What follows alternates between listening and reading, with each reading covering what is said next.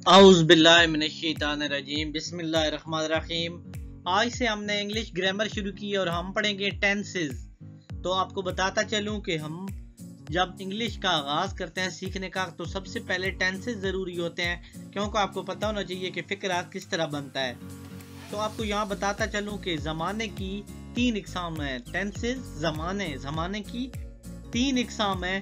पहला है present tense, fail हाल, जिसमें मौजूदा ज़माना हो, यानी अब मैं पढ़ा रहा हूँ, मैं चाय पी रहा हूँ, ये क्या हो गया, मौजूदा ज़माना फ़िलहाल। फिर आता है दूसरे नंबर पे ज़माना माजी, गुजरा हुआ ज़माना, यानी ज़माना गुजर गया, ये ज़माना माजी हो गया। फिर तीसरे पे आता है ज़माना मुस्तकबिल, आने वाला ज़माना, यानी आने वाला ज़माना। तो इसको क्या कहते हैं, ज़माना मुस्तकबिल या फेल मुस्तकबिल, फ्यूचर टेंसेस को कहते हैं। ठीक हो गया।